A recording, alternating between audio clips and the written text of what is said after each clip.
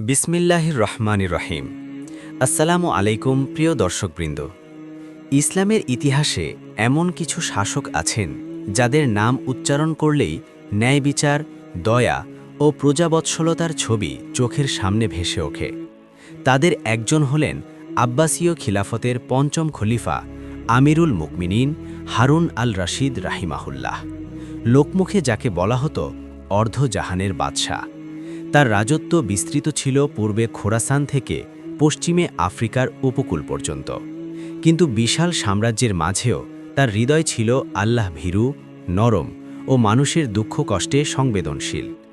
হারুন আল রশিদ রাহিমাহুল্লাহ শুধু প্রাসাদের সিংহাসনে বসে রাজ্য শাসন করতেন না। রাতের অন্ধকারে তিনি প্রায়ই ছদ্মবেশে বের হয়ে পড়তেন বাগদাদের অলিগলি ঘুরে দেখতে, প্রজারা কেমন আছে, কোথাও জুলুম হচ্ছে কিনা, কেউ অভুক্ত আছে কিনা। তার এই অভ্যাস ছিল রাসূলুল্লাহ সাল্লাল্লাহু আলাইহি ওয়াসাল্লামের সুন্নাহ ও ন্যায়পরায়ণ খলিফাদের আদর্শ থেকে অনুপ্রাণিত। সেদিনও এমনই এক শান্ত রাত, আকাশে ঝলমলে চাঁদ, টাইগ্রিস নদীর জলে তার আলো ঝিকমিক করছে। শহরের বাজার বন্ধ, রাস্তা প্রায় ফাঁকা। মাঝে মাঝে কোনো পাহারাদারের পায়ের শব্দ কিংবা দূরে কুকুরের ডাক ভেসে আসছে।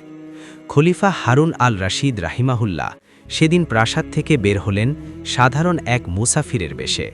পরনে ছিল সাদামাটা পোশাক, মাথায় সাধারণ পাগড়ি। সঙ্গে দু-একজন বিশ্বস্ত সঙ্গী থাকলেও তিনি নিজেকে পরিচয় দিলেন এক সাধারণ পথিক হিসেবে। হাঁটতে হাঁটতে তিনি শহরের প্রান্তভাগে এসে পৌঁছালেন। এখানে বড় বড় বাড়িঘর কম, ছোট কুঁড়ে ঘর আর পরিত্যক্ত গুদাম বেশি। হঠাৎ দূরে মৃদু আলো আর কয়েকজন মানুষের ফিসফিস শব্দ কানে এলো। কৌতূহলী হয়ে তিনি ধীরে ধীরে এগিয়ে গেলেন। একটি পুরনো দেয়ালের আড়ালে বসে আছে চারজন লোক। তারা নিচু স্বরে কিছু নিয়ে আলোচনা করছে। তাদের আচরণ দেখে বোঝা যায় তারা সাধারণ পথিক নয়। মুখে চাপা উত্তেজনা, চোখে কৌশলের ঝিলিক। খলিফা আড়াল থেকে কিছুক্ষণ শুনলেন, বুঝলেন এরা চুরি ডাকাতির পরিকল্পনা করছে। কিন্তু আশ্চর্যের বিষয়, তারা নিজেদের এমন সব গুণের কথা বলছে যা সাধারণ মানুষের মধ্যে সচরাচর দেখা যায় না। খলিফা ভাবলেন, এদের কথা সরাসরি শুনে দেখি, আল্লাহ তাআলা হয়তো এর মাধ্যমে কোনো শিক্ষা দিতে চান। তিনি সাহস করে সামনে এগিয়ে গিয়ে বললেন, আসসালামু আলাইকুম ভাইয়েরা, আমি এক মুসাফির, পথ হারিয়ে এখানে এসে পড়েছি। তোমাদের কথা শুনে মনে হলো তোমরা কোনো দলের লোক। আমাকে কি একটু আশ্রয় দেবে? চারজন প্রথমে চমকে উঠল। অচেনা লোক দেখে সন্দেহ হলো, কিন্তু দেখল লোকটা শক্ত সমর্থ, বয়সে মধ্যবয়স্ক, চোখে মুখে কোনো ভীতি নেই। একজন বলল, তুমি কে? এই রাতে এখানে কি করছো? খলিফা শান্তভাবে বললেন, আমি দূর থেকে আসা এক পথিক, কাজ খুঁজছি, শক্তি আছে, প্রয়োজনে পরিশ্রম করতে পারি। চারজন নিজেদের মধ্যে চোখাচোখি করল। একজন ফিসফিস করে বলল, লোকটা লম্বা চওড়া, কাজে লাগতে পারে। অবশেষে তারা বলল, ঠিক আছে বসো, তবে আগে বলো তোমার কি গুণ আছে। খলিফা মুচকি হাসলেন, আগে তোমরাই বলো, আমি শুনতে চাই। প্রথম লোকটি বলল, আমার নাক এমন তীক্ষ্ণ যে মাটির উপর দিয়ে হেঁটে গেলেই বুঝতে পারি নিচে সোনা, রূপা বা ধন আছে কিনা। দ্বিতীয়জন বলল, আমার কান এমন শক্তিশালী যে আমি পশু পাখির ভাষাও বুঝতে পারি, তারা কি বলছে আমি ধরতে পারি। তৃতীয়জন বলল, আমার চোখের ক্ষমতা এমন যে ঘোর অন্ধকারে কাউকে একবার দেখলে বহু বছর পর দিনের আলোতেও তাকে চিনতে পারি।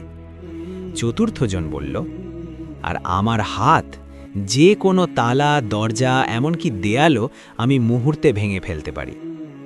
চারজন গর্বের সঙ্গে নিজেদের গুণের কথা বলল। মনে হলো তারা নিজেদের অজেয় মনে করছে। সব শুনে খলিফা একটু চুপ করে রইলেন। তারপর বললেন, তোমাদের গুণ তো বড়ই আশ্চর্য। আল্লাহ যাকে যা দেন তা পরীক্ষা হিসেবেই দেন। আমারও একটা ছোট গুণ আছে। সবাই কৌতূহলী হয়ে তাকালো। কি গুণ? জিজ্ঞেস করল তারা। খলিফা বললেন, কারো যদি ফাঁসির মঞ্চে যাওয়ার অবস্থা হয় আর আমি যদি শুধু মাথাটা একটু নাড়াই, তবে তার মুক্তি নিশ্চিত হয়ে যায়। এই কথা শুনে চারজন প্রথমে হকচকিয়ে গেল, তারপর হেসে উঠল। তারা ভাবল লোকটা হয়তো বড় বড় কথা বলছে, কিন্তু তবু এমন একজন থাকলে ক্ষতি কি? একজন বলল, তাহলে তো তুমি আমাদের জন্য বড় উপকারী হতে পারো। খলিফা মনে মনে বললেন, হ্যাঁ, আল্লাহর ইচ্ছায় তোমাদের জন্য আমি সত্যিই উপকারী হব। কিছুক্ষণ আলোচনা করে তারা সিদ্ধান্ত নিল সেদিনই বড় কোনো জায়গায় হাত দেওয়া হবে, আর তার জন্য এই নতুন লোককেও সঙ্গে নেওয়া হবে। খলিফা বুঝতে পারলেন এরা বড় ধরনের চুরির পরিকল্পনা করছে। তিনি ইচ্ছা করেই তাদের সঙ্গে থাকলেন, যেন দেখা যায় আল্লাহ তাআলা এই ঘটনার মাধ্যমে কি শিক্ষা দেন। রাতের নীরবতা আরও ঘন হয়ে এলো। 4 চোর আর এক ছদ্মবেশী মুসাফির, 5 জনের একটি দল ধীরে ধীরে বাগদাদের ভেতরের দিকে অগ্রসর হতে লাগল। অজানা এক ঘটনার দিকে তাদের যাত্রা শুরু হলো। খলিফার হৃদয়ে তখন একটাই ভাবনা, হে আল্লাহ, তুমি আমাকে সত্য ও ন্যায়ের পথে রাখো, আর এই লোকদের জন্য যদি হেদায়েত নির্ধারিত থাকে তবে তুমি সে পথ খুলে দাও। এই মুসাফির যে আসলে আমিরুল মুমিনিন হারুন আল রাশিদ তা কেউই জানে না। তিনি নীরবে লক্ষ্য করছেন এই লোকগুলো কি করে, তাদের অন্তরে কি আছে, আর আল্লাহ তাআলা এই ঘটনার মাধ্যমে কি শিক্ষা দিতে চান। হাঁটতে হাঁটতে এক নির্জন কোণে থেমে প্রথম চোরটি বলল, ভাইরা, আজ ছোটখাটো কিছু না, আজ আমরা হাত দেব সবচেয়ে বড় জায়গায়, খলিফার রাজপ্রাসাদে। এই কথা শুনে অন্যরা একটু থমকে গেল। রাজপ্রাসাদ মানেই কড়া পাহারা, শক্ত তালা, আর ধরা পড়লে নিশ্চিত মৃত্যু। দ্বিতীয় চোর বলল, ঝুঁটি বড় কিন্তু মালও বড়, আমাদের গুণ যদি আজ কাজে না লাগে তবে আর কবে লাগবে।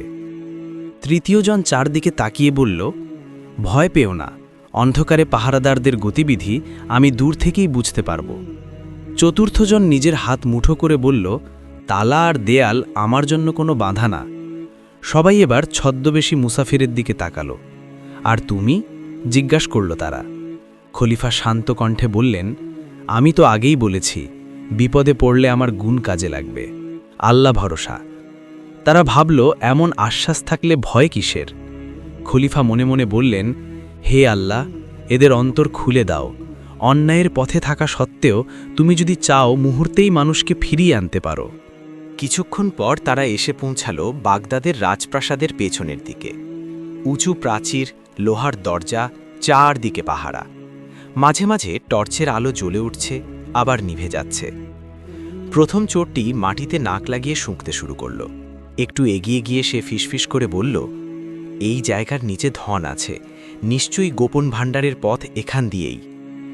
চতুর্থ চোর এগিয়ে এসে প্রাচীরের এক কোণে হাত লাগাল। কয়েক মুহূর্তের মধ্যেই এমনভাবে ইট সরালো যেন বহুদিনের পুরনো ফাঁক ছিল সেখানে। একটি সরু পথ খুলে গেল। দ্বিতীয় চোর কান পেতে চারদিক শুনল। দূরে কোনো পাহারাদারের পায়ের শব্দ নেই। সে ইশারা করল, পথ নিরাপদ। খলিফা সব দেখছেন। মানুষের এমন কৌশল আর সাহস দেখে তিনি বিস্মিত হলেও তার অন্তর কাঁদছে। হায়, এই শক্তিগুলো যদি আল্লাহর পথে ব্যবহার হতো। তারা একে একে প্রাচীরের ভেতর ঢুকে পড়ল। ভেতরে অন্ধকার আরও ঘন, শুধু দূরের কোনো কক্ষ থেকে ক্ষীণ আলো দেখা যাচ্ছে। তৃতীয় চোর সামনে থেকে পথ দেখাতে লাগল। সে ফিসফিস করে বলল, ডানে পাহারার ছায়া আছে, বায়ে পথ খোলা। সবাই নিঃশব্দে চলল। খলিফা মনে মনে দরুদ পড়তে লাগলেন, যেন আল্লাহর হেফাজত থাকে। কিছুক্ষণ পর তারা পৌঁছালো একটি শক্ত দরজার সামনে। দরজায় বড় লোহার তালা। চতুর্থ চোর বলল, এই তো আমার কাজ। সে হাত লাগাতেই তালা এমন শব্দে খুলে গেল যেন কখনো তালাই ছিল না। দরজা খুলে ভেতরে ঢুকতেই চোখে পড়ল সোনা, রূপা, রত্নে ভরা কক্ষ। দেওয়ালের পাশে সিন্দুকের পর সিন্দুক। 4 চোরের চোখ জ্বলে উঠল। তারা ভুলেই গেল ভয়, ভুলেই গেল পরিণতি। সবাই ঝাঁপিয়ে পড়ল ধন সম্পদের দিকে। প্রথম চোর বলল, দ্রুত নাও, বেশি সময় নেই। তারা থলেতে ভরতে লাগল সোনা, রূপা। খলিফা নিলেন না কিছুই। তিনি শুধু দাঁড়িয়ে দাঁড়িয়ে দেখলেন। তার মনে হচ্ছিল যেন নিজের ঘরেই চুরি হচ্ছে, অথচ তিনি কিছু বলছেন না। মনে মনে তিনি বললেন, হে আল্লাহ, তুমি সাক্ষী, আমি এ অন্যায়ে সন্তুষ্ট নই, তবে এদের জন্য তোমার কাছে হেদায়েত চাই। হঠাৎ দূরে কোনো শব্দ হলো।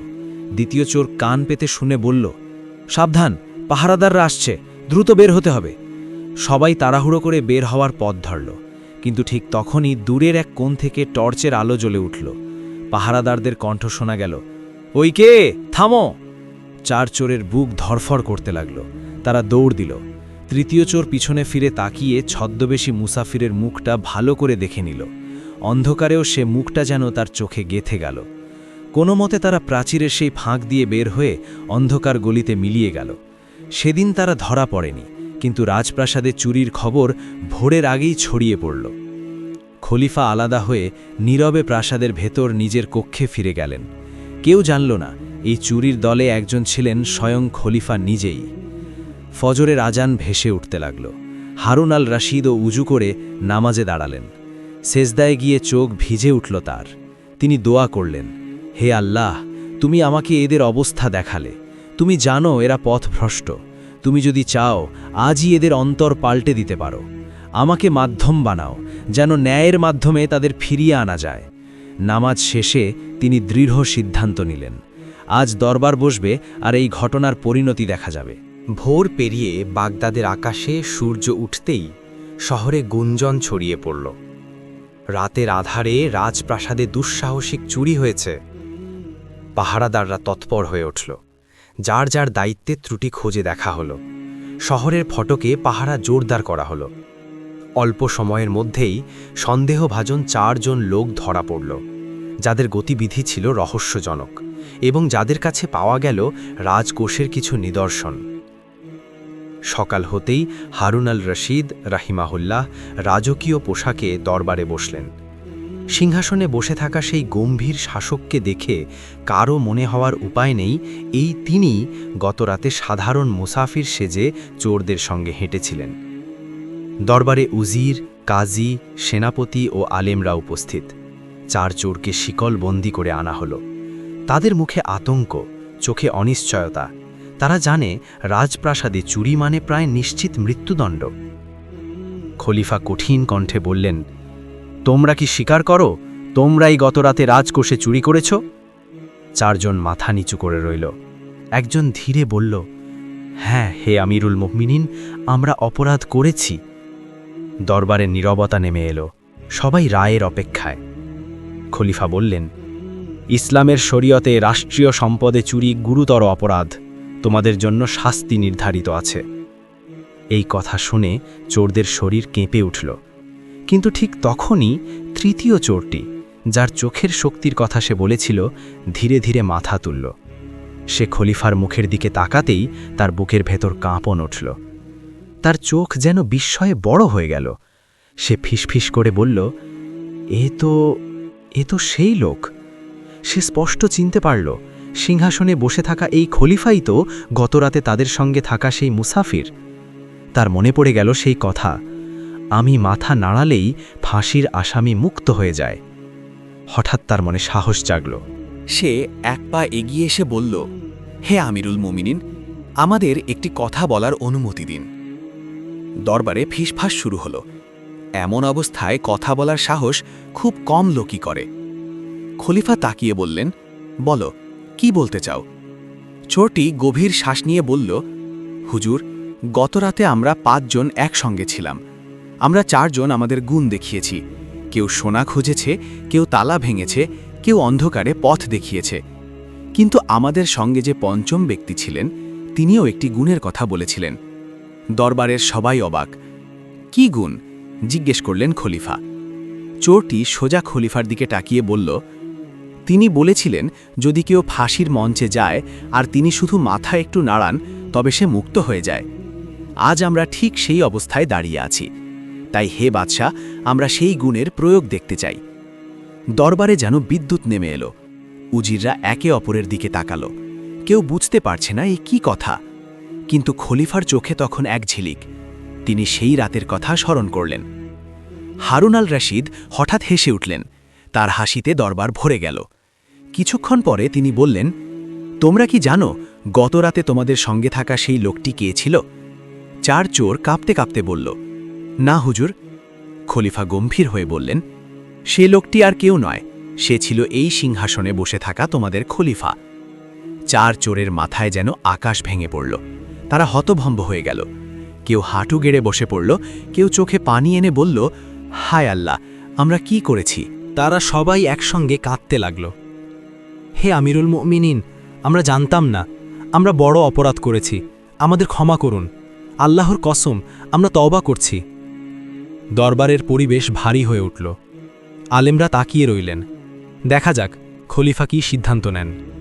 খলিফা কিছুক্ষণ চুপ করে রইলেন, তারপর বললেন, তোমরা অপরাধ করেছ এটা সত্য, কিন্তু তোমাদের কথায়, সাহসে ও উপস্থিত বুদ্ধিতে আমি একটি শিক্ষা দেখছি। তিনি কঠিন কণ্ঠে যোগ করলেন, তবে মনে রেখো, ন্যায় বিচার ছাড়া কোনো রাষ্ট্র টিকে না। খলিফা বললেন, আমি তোমাদের আজই হত্যা করব না, তবে চুরির মাল রাষ্ট্রের কাছে ফেরত দিতে হবে আর আল্লাহর কাছে সত্যিকার তওবা করতে হবে। চারজন একসঙ্গে বলল, আল্লাহর কসম, আমরা তাই করব। খলিফা আরও বললেন, তোমাদের গুণ আল্লাহর দান, যদি তা ভালো কাজে লাগাও তবে তোমরা নিজেরাও উপকৃত হবে, দেশও উপকৃত হবে। তিনি নির্দেশ দিলেন, তাদের কিছুদিন পর্যবেক্ষণে রাখা হবে আর পরে উপযুক্ত কাজে লাগানো হবে, যদি তাদের তওবা সত্য প্রমাণিত হয়। চার চোর মাথা নত করে রইল। তাদের চোখে তখন ভয় নয়, আশার আলো। খলিফা মনে মনে বললেন, হে আল্লাহ, তুমি যদি চাও আজ এই চারজনের জীবন নতুন পথে ফিরুক। দরবারে ঘোষিত রায়ের পর চার চোরকে আলাদা কক্ষে নিয়ে যাওয়া হলো। তাদের হাতের শিকল তখনও খোলা হয়নি, কিন্তু হৃদয়ের ভেতর যেন ভারী বোঝা নেমে এসেছে। রাজপ্রাসাদের সেই গম্ভীর পরিবেশে বসে তারা বারবার ভাবছে, যার ঘরে চুরি করল তিনিই যে ছিলেন তাদের সঙ্গী। আল্লাহ তাআলা কি ভয়ঙ্করভাবে তাদের সামনে সত্য উন্মোচন করলেন। চারজন একসঙ্গে বসে কাঁদতে লাগল। প্রথম চোর বলল, ভাইরা, আমরা কি ভেবেছিলাম, যার বিরুদ্ধে হাত তুলেছি তিনিই আমাদের সঙ্গে হাঁটছেন। আল্লাহ আমাদের চোখ খুলে দিলেন। দ্বিতীয়জন বলল, আমরা শুধু ধনের পেছনে ছুটেছি, কিন্তু আজ বুঝলাম আসল ধন তো আল্লাহর রহমত। তৃতীয়জন, যে খলিফাকে চিনতে পেরেছিল, মাথা নিচু করে বলল, আমার চোখের শক্তি আমাকে আজ সত্য দেখিয়েছে, কিন্তু হায়, যদি এটা আগে কাজে লাগাতাম। চতুর্থজন দীর্ঘশ্বাস ফেলে বলল, আমার হাত তালা ভাঙতে পারত, কিন্তু নিজের গুনাহের তালা ভাঙতে পারত না। আজ আল্লাহ সে দরজা খুলে দিলেন। তারা সবাই একসঙ্গে আল্লাহর দরবারে হাত তুলল। হে আল্লাহ, আমরা বড় জালিম ছিলাম, তুমি আমাদের ক্ষমা করো। আজ থেকে আর কখনো চুরির পথে যাব না। কিছুক্ষণ পর প্রহরীরা এসে জানালো, আমিরুল মুমিনিন তোমাদের আবার দরবারে ডাকছেন। চারজন ভয়ে আশায় মিশ্র অনুভূতি নিয়ে দরবারে হাজির হল। হারুন আল রশিদ রহমতুল্লাহ তখন আলেম ও উজিরদের সঙ্গে পরামর্শ শেষে বসে আছেন। খলিফা বললেন, আমি তোমাদের তওবার কথা শুনেছি, কিন্তু তওবা শুধু মুখের কথা নয়, কাজে প্রমাণ করতে হয়।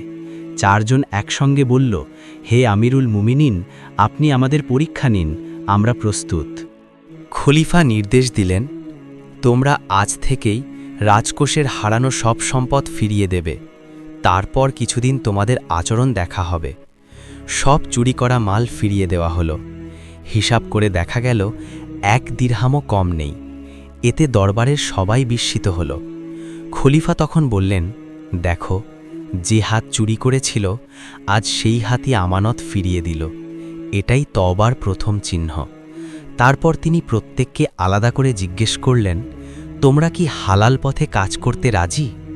সবাই দৃঢ়কণ্ঠে বলল, হ্যাঁ, আল্লাহর কসম। খলিফা তখন তাদের গুণ অনুযায়ী দায়িত্ব দেওয়ার সিদ্ধান্ত নিলেন। প্রথমজন, যার নাক মাটির নিচের জিনিস বুঝতে পারে, তাকে খনিজ ও ভূমি জরিপের কাজে নিয়োগ করা হলো, যাতে রাষ্ট্রের সম্পদ সঠিকভাবে বের করা যায়। দ্বিতীয়জন, যে পশু পাখির শব্দ বুঝতে পারে, তাকে উট, ঘোড়া ও পশুপালনের তত্ত্বাবধানে রাখা হলো, যাতে সেনাবাহিনীর বাহন ঠিকমতো রক্ষা পায়। তৃতীয়জন, যার চোখ তীক্ষ্ণ, তাকে রাতের প্রহরী দলের পর্যবেক্ষক করা হলো, যাতে অন্ধকারে কোনো বিপদ লুকিয়ে না থাকে। চতুর্থজন, যার হাত শক্তিশালী, তাকে দুর্গ, সেতু ও রাজপ্রাসাদের মেরামতের কাজে লাগানো হলো। খলিফা বললেন, তোমাদের শক্তি আল্লাহর দান। আজ থেকে এগুলো দিয়ে মানুষের উপকার করবে, আল্লাহর সন্তুষ্টি অর্জন করবে। চারজনের চোখে পানি এসে গেল। তারা সিজদায় পড়ে বলল, হে আল্লাহ, তুমি আমাদের নতুন জীবন দিলে। হারুন আল রাশিদ রাহিমাহুল্লাহ তাদের উদ্দেশ্যে শেষবারের মতো বললেন, মনে রেখো, দুনিয়ার ধন ক্ষণস্থায়ী, কিন্তু আল্লাহ সন্তুষ্টি চিরস্থায়ী। যদি আবার অন্যায়ের পথে ফেরো, তবে দয়া নয়, ন্যায়ই চলবে। তারা মাথা নত করে বলল, ইনশাআল্লাহ, আমরা আর কখনো ফিরব না। দরবার শেষ হলে 4 জন নতুন দায়িত্ব নিয়ে বের হয়ে গেল। সূর্যের আলো তখন বাগদাদের আকাশে ছড়িয়ে পড়ছে, যেন তাদের জীবনের অন্ধকার কেটে নতুন ভোর এসেছে। খলিফা একা বসে আল্লাহর দিকে মুখ তুলে বললেন, হে আল্লাহ, তুমি আমাকে আজ দেখালে দয়া ও ন্যায় একসঙ্গে থাকলে কত জীবন বদলে যেতে পারে। সময় কেটে গেল। বাগদাদের শহর এখন নতুন দিনের আলোতে ঝলমল করছে। 4 জন চোর, যারা একসময় অপরাধের পথে ছিল, এখন নতুন দায়িত্ব নিয়ে কাজ করছেন।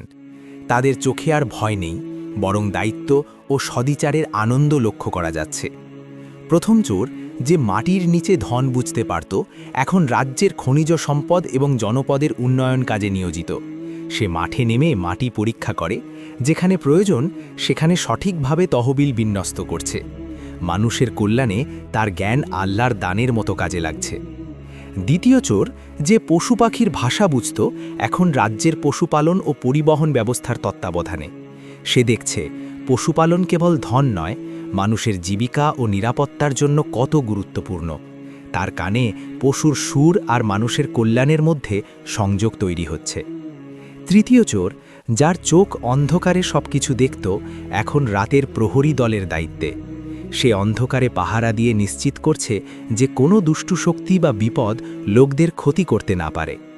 অন্ধকারে তার দৃষ্টি আলোর মতো প্রজাদের জন্য কাজ করছে। চতুর্থ চোর, যার হাত যে কোনো তালা ভাঙতে পারত, এখন দুর্গ, সেতু ও সরকারি সম্পদের মেরামতের কাজে নিয়োজিত। তার শক্তি আর ধন লুটে নয়, বরং দেশের সুরক্ষায় ব্যয় হচ্ছে। হারুন আল রশিদ রহিমাহুল্লাহ দরবার থেকে নিয়মিত খবর নিচ্ছেন। তিনি দেখছেন 4 জন চোর কেবল তওবা করছেন না, বরং তাদের ক্ষমতাগুলোকে সদুপায়ে ব্যবহার করছেন। একদিন খলিফা নিজে বাইরে বেরিয়ে তাদের কাজ দেখলেন। প্রথম চোর মাটির পাথর পরীক্ষা করছিল, দ্বিতীয় চোর পশু পাখির আচরণ পর্যবেক্ষণ করছিল, তৃতীয় চোর পাহারাদারদের দিক নির্দেশনা দিচ্ছিল, আর চতুর্থ চোর একটি ভাঙা সেতু মেরামত করছিল। খলিফার অন্তরে আনন্দের ঢেউ নেমে এল। তিনি আল্লাহর কাছে দোয়া করলেন, হে আল্লাহ, তুমি তাদের অন্তর খুলে সত্য ও ন্যায়পথ দেখালে।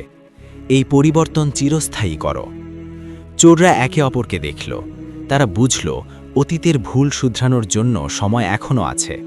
তারা চুরির পথ থেকে ফিরে এসে মানুষের কল্যাণে নিজেদের প্রতিভা কাজে লাগাচ্ছে। প্রজারা তাদের কাজ দেখে অবাক। 4 জনের মধ্যে যে ভয়ঙ্কর চোররা ছিল, তারা এখন দেশের জন্য অনন্য সহায়ক। কেউ কেউ শহরের শিশুদের বলছে, দয়া ও ন্যায় পথে শক্তি ব্যয় করো, তাহলে জীবন সুন্দর হবে। একদিন খলিফা দরবারে উপস্থিত হয়ে বললেন, দেখেছ, আল্লাহর দয়া ও শিক্ষা মানুষকে নতুন পথে ফিরিয়ে আনতে পারে। শক্তি ও প্রতিভা যদি সঠিক কাজে ব্যয় হয়, তবে ব্যক্তি, সমাজ এবং দেশ সবকিছুই উপকৃত হয়। 4 জন চোর এখন শুধু রাজ্যের সম্পদ নয়, বরং প্রজাদের জন্য দয়া, শিক্ষা ও সহায়তার প্রতীক। তাদের অন্তর আল্লাহ ভীরু হয়ে উঠেছে। অর্ধজাহানের বাদশাহ ও 4 চোর গল্পটি আমাদের শেখায়, মানুষের বুদ্ধি, প্রতিভা ও শক্তি যদি সঠিক পথে ব্যবহার করা হয়, তাহলে জীবনের পথকে আলোকিত করা সম্ভব। অতীতের ভুলগুলো শুধরানো সম্ভব যদি অন্তরে সত্যিকার অনুশোচনা ও তওবা থাকে। চতুর্থাংশ শক্তি চুরি ও ধ্বংসের কাজে ব্যয় করার বদলে দেশের কল্যাণে প্রয়োগ করলে তা ব্যক্তি ও সমাজ উভয়কে উপকৃত করে। বিপদের মুহূর্তে উপস্থিত বুদ্ধি ও আল্লাহর দয়া মানুষের জীবনকে বিপদ থেকে রক্ষা করতে পারে। খলিফা হারুন আল রশিদের ন্যায়পরায়ণতা, দয়া ও প্রজাদের প্রতি কৃপা আমাদের দেখায়, সত্য ও ন্যায়পথে ফিরে আসা মানুষের জন্য সুযোগ সব সময় খোলা থাকে। এই গল্পের শিক্ষা একেবারেই স্পষ্ট। গুণ ও প্রতিভা সঠিক কাজে লাগালে জীবন সুন্দর, কল্যাণময় ও শান্তিপূর্ণ হয়।